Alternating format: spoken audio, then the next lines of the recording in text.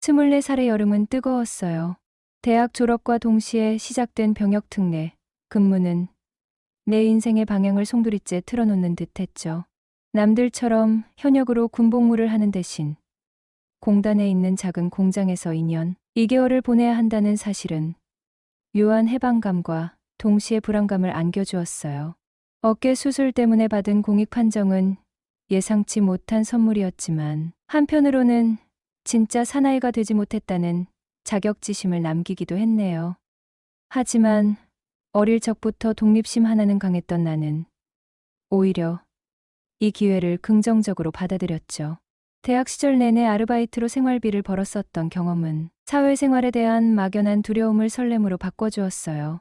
병역 특례는 공익처럼 복잡한 절차 없이 이력서만으로 간단하게 합격 통보를 받을 수 있었어요. 2년, 2개월이라는 시간은 공익과 같았지만 적어도 월급이라는 명목으로 내 손으로 돈을 벌 수 있다는 점이 매력적이었죠. 서울에서 2시간이나 떨어진 공단 도시는 낯설었어요. 부모님 곁을 떠나 홀로 생활하는 것은 처음이었기에 자취방을 구하는 것부터 모든 것이 막막하게 느껴졌네요. 스마트폰 앱이 지금처럼 발달하지 않았던 그 시절, 자취방을 구하기 위해서는 발품을 팔아 부동산 중개소를 찾아다니는 수밖에 없었죠.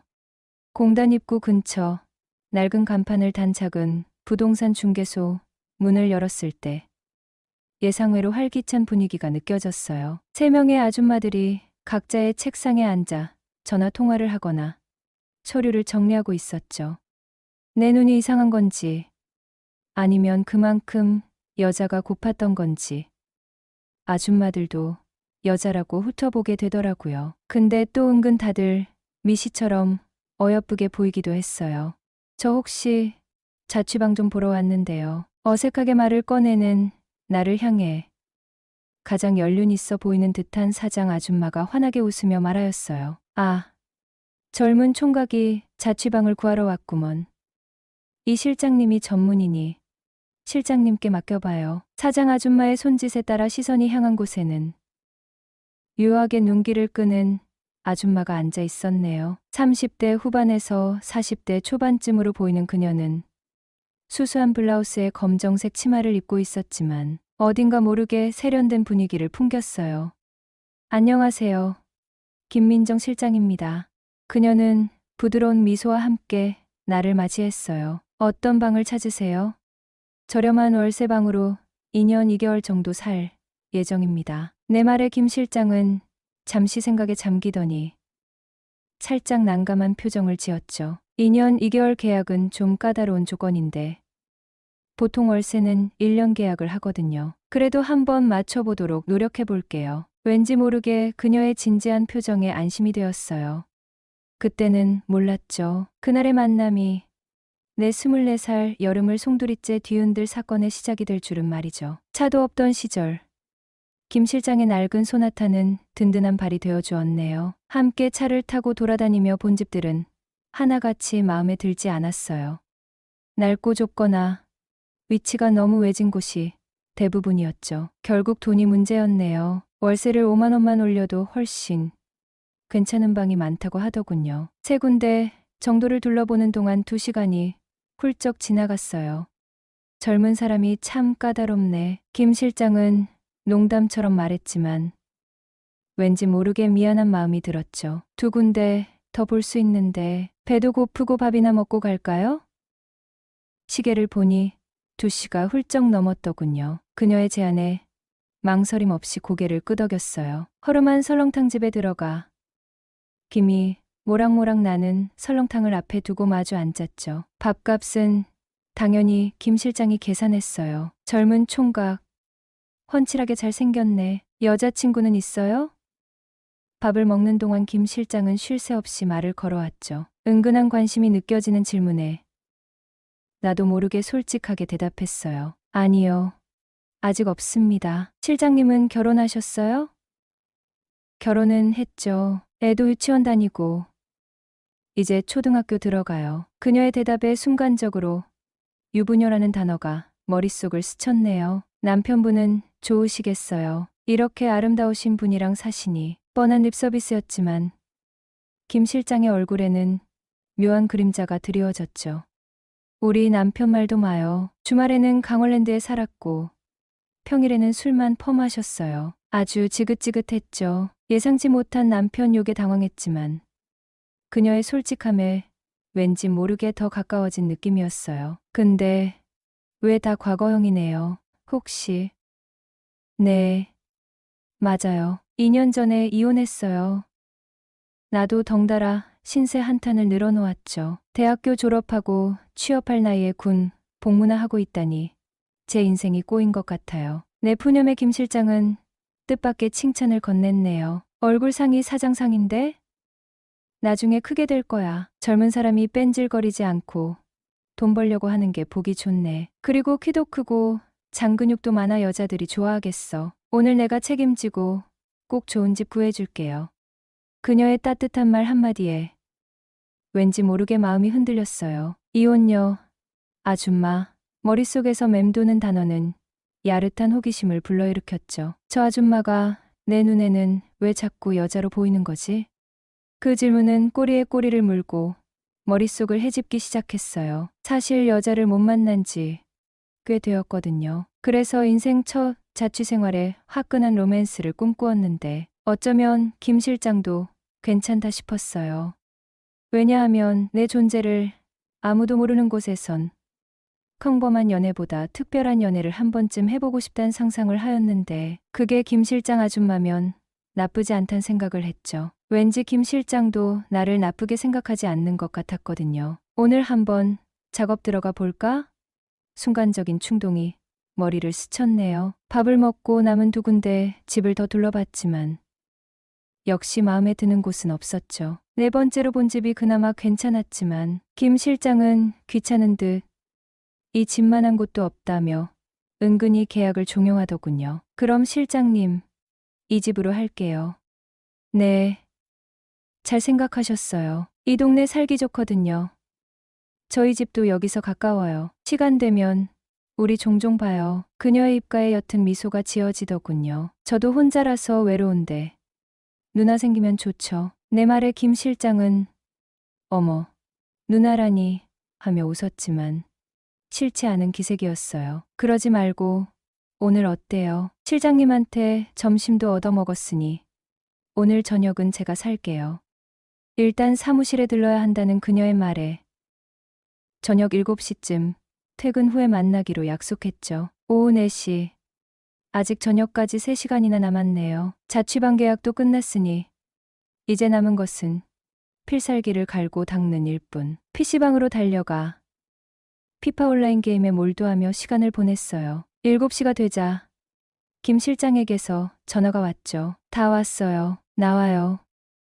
약속 장소에 나타난 김 실장의 모습은 오후와는 완전히 딴판이었어요. 집에서 옷을 갈아입고 온 듯 몸에 딱 붙는 검정색 미니스커트에 가슴골이 살짝 드러나는 블라우스를 입고 있었죠. 짙어진 화장과 살짝 풀린 듯한 머리칼은 그녀를 더욱 매혹적으로 만들었네요. 아, 드디어 올 것이 왔구나. 속으로 쾌재를 불렀어요. 김 실장은 쑥스러운 듯 웃으며 말하였어요. 집에 잠깐 들렀다 왔어요. 씻지도 않고 나올 수는 없잖아? 그녀의 말은 변명처럼 들렸지만 오히려 노골적인 유혹처럼 느껴졌죠. 옅은 향수 냄새가 코를 간지럽혔네요. 실장님, 황수정 씨 닮으셨어요. 그 허준에에 나왔던 뜬금없는 칭찬이었지만 김 실장은 싫지 않은 표정이었어요. 어머, 그런 말 자주 들어요. 젊었을 때는 닮았다는 말 많이 들었는데 이제 늙었지 뭐. 그녀의 겸손한 말과는 달리 짙어진 화장 덕분인지 오히려 더 젊어 보이는 듯했죠. 특히 블라우스 사이로 드러난 풍만한 미드는 오후에는 미처 눈치채지 못했던 그녀의 숨겨진 매력이었어요. C컵은 될 것 같은데? 야릇한 상상에 얼굴이 붉어졌네요. 여기 근처는 아는 사람이 많으니 우리 옆 동네로 갈까요? 김 실장도 오늘 저와 맘껏 즐기고 싶었던 모양이에요. 김 실장의 제안에 망설임 없이 고개를 끄덕였어요. 그녀의 차를 타고 도착한 곳은 화려한 네온사인이 번쩍이는 번화가였죠. 저녁을 먹기에는 조금 이른 시간이라 간단하게 맥주나 마시기로 했어요. 중코라고 알아요? 요즘 젊은 애들 많이 가는 곳인데 김 실장이 가리킨 곳은 룸 형태의 노래방과 술집을 겸하는 곳이었네요. 서울에서는 줄을 서서 들어가야 한다는 중코였지만 지방이라 그런지 바로 빈 룸으로 안내받을 수 있었죠. 룸 안으로 들어서자 화려한 조명과 빵빵한 사운드가 귓가를 울렸어요. 촌스러운 듯하면서도 신나는 분위기가 묘하게 끌렸죠. 맥주와 소주를 시키고 안주를 기다리는 동안 어색한 침묵이 흘렀네요. 아까 왜 옷 갈아입고 왔어요? 엉뚱한 질문이었지만 궁금증을 참을 수 없었어요. 김 실장은 쑥스러운 듯 웃으며 대답하였어요. 나도 남편 말고 다른 남자랑 저녁 먹는 게 진짜 오랜만이라 괜히 기분 내고 싶었나 봐요. 그녀의 솔직한 대답에 왠지 모르게 용기가 솟아났죠. 그럼 이제부터 누나라고 불러도 돼요? 내 물음에 김 실장은 망설임 없이 그래, 누나라고 불러요라고 대답했어요. 그녀 나이는 44, 나는 24, 20살 차이였지만 나이 차이는 숫자에 불과하다는 것을 깨달았네요. 타이타닉 게임, 베스킨라빈스 게임, 유치한 게임을 번갈아 하며 술잔을 기울였죠. 소맥으로 맥주 5병, 소주 2병 정도를 마셨는데 술에 약한 나에 비해 김 실장은 전혀 취한 기색이 없었어요. 말술이라는 말이 실감났네요. 누나, 이제부터 우리 19금 게임 할래요? 분위기가 무르익었다고 판단하고 승부수를 던졌죠. 김 실장은 호탕하게 좋아라고 외쳤어요. 뭘 할까? 머릿속으로 빠르게 게임 종류를 스캔했네요. 왕게임은 너무 뻔하고 369 게임은 너무 고전적이었죠. 고민 끝에 생각해낸 것은 손가락 접기 게임이었어요. 손가락 5개 펴고 질문 하나씩 하면서 양심적으로 해당하면 손가락 접는 거예요. 게임 방법을 설명하자 김 실장은 흥미로운 표정을 지었네요. 그럼 첫 번째 질문. 한 달 안에 남자 만난 적 있다, 없다. 첫 질문부터 강렬하게 나갔죠. 김 실장은 애는 참 하면서도 손가락을 접지 않았어요. 아니, 아줌마가 어떻게 한 달 동안 안 할 수 있어요? 내 농담에 김 실장은 씁쓸하게 웃으며 말하였네요. 너도 내 나이 돼봐. 남자 만나기 더 어렵단 말야. 근데 너는 왜 안 접었어? 저도 여자친구랑 헤어지고 3달 동안 솔로예요. 그래서 외로워요. 솔직하게 털어놓자 김 실장은 안쓰러운 표정을 지었죠. 다음 질문은 김 실장 차례였어요. 나는 누나가 좋다? 엉뚱한 질문에 웃음이 터져 나왔네요. 누나, 이건 나한테만 하는 질문이잖아요. 서로 해당되는 질문을 해야죠. 내 지적에 김 실장은 얼굴을 붉히며 당황했죠. 벌주 마셔. 벌칙으로 소주 한 잔을 권했어요. 흑기사 해줄 테니 소원 들어주기. 흑기사를 자처하며 소주를 대신 마셔주고 다시 질문하라고 했죠. 김 실장은 곰곰이 생각하더니 엉뚱한 질문을 던졌어요. 나는 지금 모자를 쓰고 있다. 약한 질문에 실망했지만 어쩔 수 없이 손가락 하나를 접었네요. 나는 살면서 여자친구 혹은 배우자 외에 다른 사람과 바람을 피워본 적 있다. 이번에는 내가 강하게 나갔죠. 김 실장은 잠시 망설이더니 결국 손가락을 접었네요. 나도 덩달아 손가락을 접었죠. 나는 밤일을 잘한다. 잘하면 접고 못하면 접지 마. 김 실장의 도발적인 질문에 솔직하게 손가락을 접었네요. 김 실장은 손가락을 접지 않았어요. 누나, 설마 못해요? 장난스럽게 묻자 김 실장은 얼굴을 붉히며 아니, 누나도 나쁘지 않아 라고 발끈했죠. 근데 왜 안 접어요?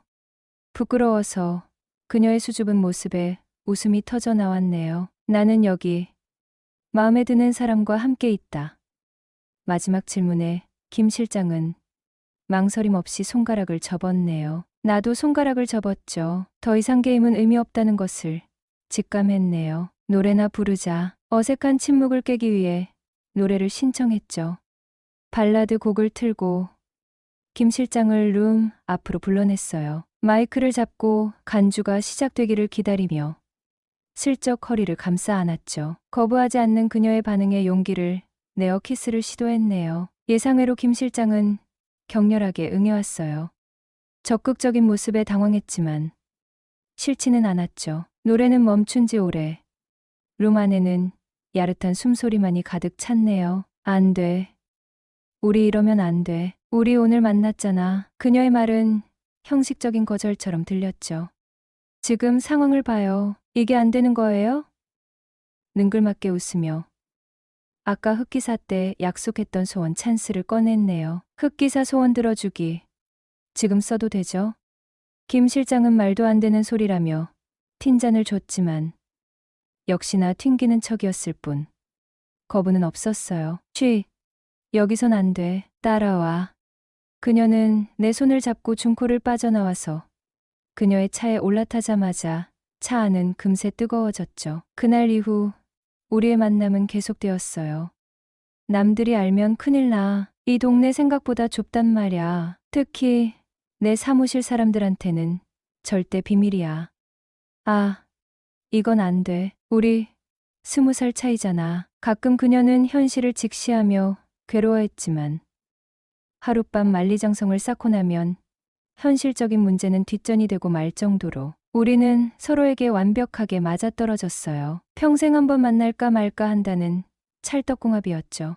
누나, 이건 운명이에요. 내가 누나를 이렇게 만족시켜줄 수 있는 것도, 누나가 나를 이렇게 안달나게 할 수 있는 것도 다 이유가 있는 거예요. 공장에서 하루 종일 일하고 지친 몸으로도 그녀를 만나면 모든 피로가 사라졌어요. 너 없이는 못 살 것 같아. 이제 우리는 단순한 육체적 관계를 넘어 서로에게 없어서는 안 될 존재가 되어 있었죠. 드디어 2년 2개월의 병역 특례 기간이 끝나가고 있었어요. 1년만, 딱 1년만 더 같이 있자. 김 실장의 간절한 눈빛에 나도 모르게 고개를 끄덕였어요. 사실 그때까지는 나 역시 그녀가 필요했거든요. 그녀의 노련한 손길, 거침없는 애정 표현, 그리고 무엇보다 나를 남자로 인정해주는 그녀의 칭찬은 25, 혈기왕성한 나에게 거부할 수 없는 유혹이었네요. 그렇게 우리는 1년의 유예 기간을 얻었죠. 계약은 연장되었고 우리의 불안정했던 동거는 마치 영원히 지속될 것처럼 느껴졌어요. 달라진 것은 없었죠. 여전히 2, 3일에 한 번씩 그녀의 집을 찾았네요. 그녀는 여전히 맛있는 저녁을 차려주었고 나는 그녀의 서방 흉내를 내며 설거지를 했죠. 주말이면 함께 영화를 보거나 드라이브를 떠났고 때로는 그녀의 아이가 없는 틈을 타 짧은 여행을 다녀오기도 했네요. 하지만 시간은 멈추지 않았어요. 1년이라는 시간은 생각보다 빠르게 흘러갔고 계약기간 만료일이 다가올수록 우리 사이에는 미묘한 긴장감이 감돌았죠. 우리는 애써 이별에 대한 이야기를 꺼내지 않았지만 서로의 눈빛 속에서 불안함이 느껴졌죠. 만료일을 한 달 앞둔 어느 날 우리는 여느 때처럼 그녀의 집에서 저녁을 먹고 있었어요. 식탁 위에는 그녀가 가장 좋아하는 김치찌개가 놓여 있었지만 평소와 달리 밥맛이 없었죠. 무거운 침묵을 깨고 김 실장이 먼저 입을 열었네요. 이제 슬슬 정리해야겠지. 그녀의 목소리는 애써 밝았지만 떨림을 감출 수 없었죠. 응, 나도 알아. 짧게 대답했지만 가슴 한구석이 텅 비는 듯한 기분이었어요. 그날 밤 우리는 평소보다 더 격렬했죠. 마치 마지막 밤인 것처럼 모든 것을 쏟아붓는 듯 했네요. 그렇게 이별은 생각보다 담담하게 찾아왔어요. 계약 만료일 우리는 부동산 사무실에서 마지막으로 만났어요. 그녀는 계약 해지 서류를 건네주며 옅은 미소를 지었죠. 그동안 고마웠어요. 그녀의 입술이 살짝 떨리는 것을 보았어요. 누나도요. 덕분에 외롭지 않았어요. 짧은 인사를 나누고 우리는 각자의 길을 걸어갔죠. 뒤돌아보지 않고 그저 앞으로 나아갔어요. 그것이 그녀와의 마지막이었네요. 그 후로 단 한 번도 연락하지 못했죠. 어쩌면 그것이 우리에게 가장 아름다운 이별 방식이었는지도 모르겠네요. 미련도 후회도 남지 않은 깔끔한 매듭이었죠. 벌써 10년이라는 시간이 흘렀어요. 25 혈기 넘치던 청년은 이제 35.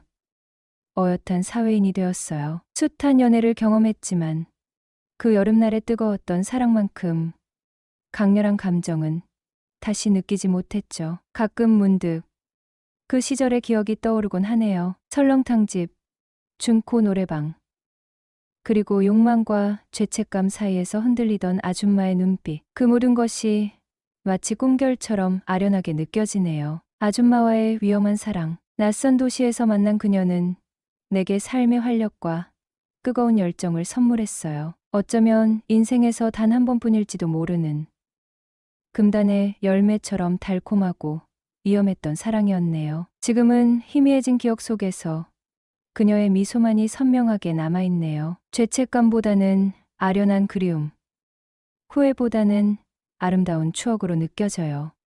24살의 여름, 부동산 아줌마와의 사랑은 그렇게 내 젊은 날의 한 페이지를 장식하며 영원히 잊혀지지 않을 에피소드로 남았네요.